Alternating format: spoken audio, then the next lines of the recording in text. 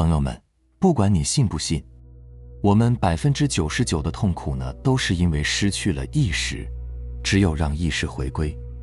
才能在更高的心理维度超越痛苦，不然就会停留在低维度的世界里，用一种思维去解决另一个思维，用一个念头去压制另一个念头。就好比刻舟求剑，在上游丢了剑，于是在丢下的位置刻好记号，然后跑到下游去寻找。当一个人处于全然的无意识状态，就会被头脑的思维掌控。当那些刻板而又固有的思维掌控了我们的身心，那么命运就会朝着灾难化的方向发展。因为头脑固有的习性，总是不断通过反刍思维活在过去，不断地重复过去的创伤，而无法活在当下，于是本能地逃离当下，逃离真实的自己，活在头脑塑造的梦幻泡影中。当我们面对人生的痛苦和失败，我们本能的抗拒和不接受，这是头脑逃避创伤的方式。比如，当我们在面对别人的言语攻击和人身攻击的时候，我们内在的愤怒的能量翻江倒海，但是头脑的理智告诉我们，我是一个大气有涵养的人，所以我需要抑制这股怒气，否则会破坏人际关系。于是，克制的怒气能量被压制进潜意识层面，我们就一直不断用这个方式解决了一次次的危机。但任何能量都基于能量守恒的方式存在，这些被流放进潜意识的愤怒的能量，随时都有可能破壳而出。随着思维的介入，就会不断地批判自己，攻击自己，继而时不时地在心里升起后悔、自责、焦虑、沮丧的情绪。头脑开始否定自己之前的做法，瞬间走到另外一个极端，更是期望还原当时的情景，把自己所受的伤害和委屈还回去。所以，头脑一直都在催生出两种截然不同的观点，相互压制，相互否定。无论你选择哪条路，都有另一种观点来反驳你、改造你。到后来，我们自己都不知道该走向哪里，让我们的身心左右摇摆，处在极度分裂的状态。这就是痛苦爆发的开始。我们总是在头脑里面纠结着，不断寻找用正确的做法来摆脱当下的状态，但是那个正确的方法永远也没有等来。我们永远活在那个心里的跷跷板上，这头压下去，那头就浮现出来，等待你的永远是解决不了的问题。这就是为什么我一直在强调放下头脑，活在当下，因为它对于我们真的非常重要，甚至可以说它就是我们走向觉醒的必经之路，就是修行中最重要的事情。如果我们没有学会出离头脑，活在当下，那么我们就永远都在我执里打转。当然，这并不是说我们就不能使用头脑。当我们在完成当下的一件具体的事情时，完全可以在觉知下使用头脑。但是当你感觉你已经陷入消极，你的头脑每天在为你制造各种各样的焦虑、恐惧、强迫、抑郁的信念时，那么这个时候你就要对它有所觉知，然后要把自己带回深呼吸，带回当下的感知里，回到此刻当下。头脑是我们小我形成的根据地，也是我执所在的地方。我们的能量纠缠是如何产生的？是因为我们的头脑中有特别多的信念系统，形成了我们的执念，而别人呢，通过与我们之间产生互动，刺激到了我们的信念系统和执念。一旦不符合我们头脑里的标准，就会让我们产生情绪，情绪让我们无法控制自己，从而向对方投射，产生能量纠缠。这就是能量纠缠产生的一个路径。所以我们经常会讲转念。当然，每次说到转念都需要强调一点，那就是转念不是让我们去强行扭转自己的念头，改变自己的想法，不是让你在痛苦的时候要求自己快乐，在软弱的时候要求自己坚强，这不过是为了让头脑自圆其说，从认同一个念头变成认同另一个念头，本质上还是被困在思维和习惯的圈子里，没有跳出来，依然受限于原有的思维和认知。很多时候你无法完成转念，就是因为你在用大脑的理论和思维强行去转变你的念头。真正的转念，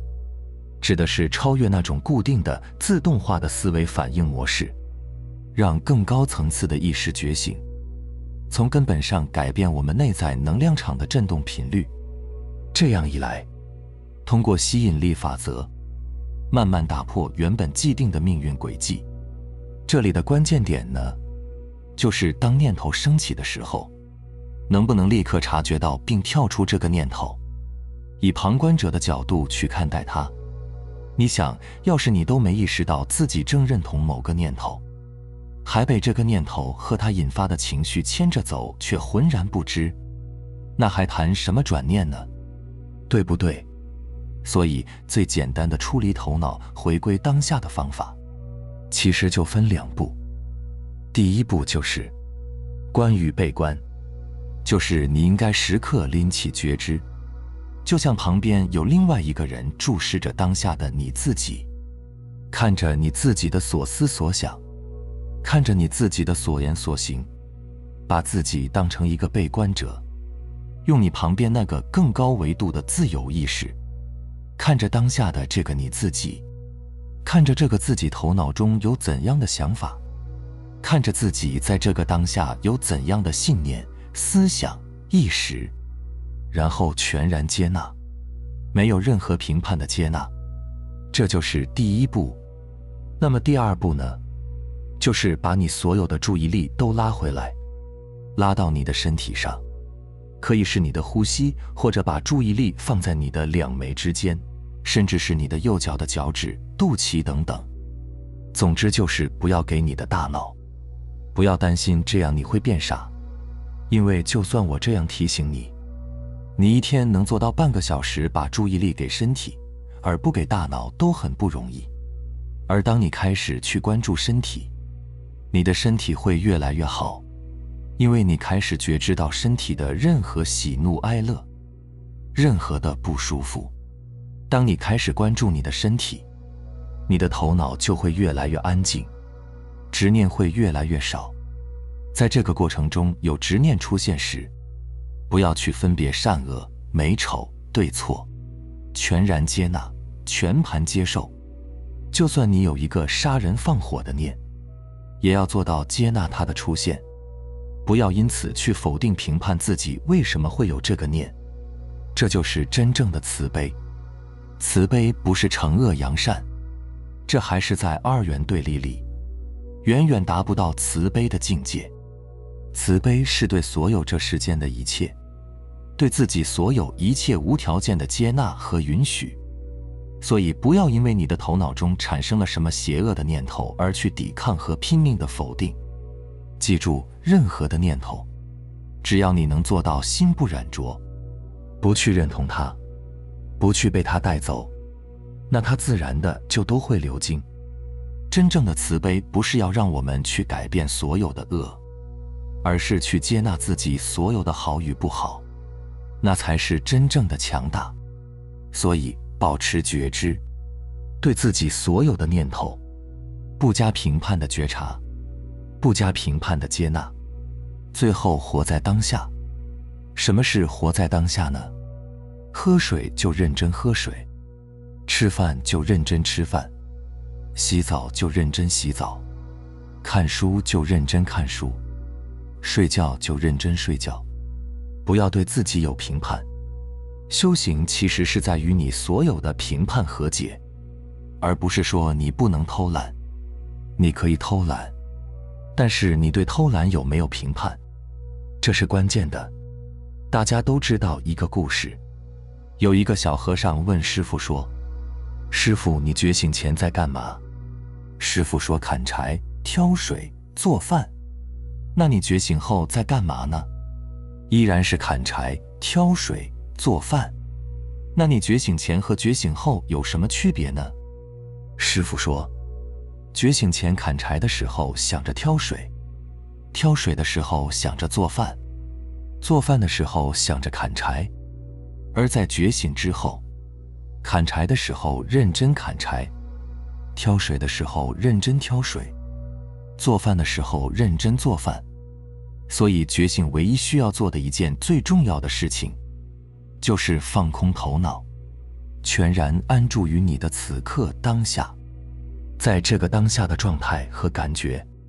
就好像是我的头脑是空的，我没有在以我的自我体验这个世界，而是以我的内在神性通过我的身体全然感知这个世界。我临在于每个当下，体验我的当下。在这个当下，没有任何的故事情节，我甚至不会记得我的高矮胖瘦美丑，不会记得我的姓名，我只是知道我在认真喝水，认真吃饭，认真洗澡。明白了吗？希望大家认认真真的在自己的生活当中去练习，在各种无常和各种的事情上去磨练，请始终保持耐心。毕竟你的业力并不是你这一两天堆积起来的，我们也不能要求他们一天就被我们化解掉。挫折和烦恼本就是常态，但是请始终要对自己保持耐心，保持那颗全然接纳的慈悲心。记住了，今后当你的头脑再给你不停地讲故事，让你停不下来的时候，你就耐心地做一个观察者，把你的大脑当成你3岁的儿子或者女儿，你去倾听他，告诉他：亲爱的大脑，我看见你正在说什么了，我知道你此刻升起的情绪是什么了。当你愿意开始平静耐心的不加任何评判的去注视它的时候，它就会因为你温暖坚定而又不介入的注视逐渐的开始平息。无论你学习了多少大道理，如果你没有办法去体会到什么是真正的活在当下，那么对于你而言，真正的修行就从未开始。只有当你持续的去感知当下，体验临在的时候，你才会知道，过去的自己是如何被活生生的困在你自己的头脑世界里走不出来的。明白了吗？好了，非常感谢你能看到这里，希望能对你有所触动和启发。我们下期再见。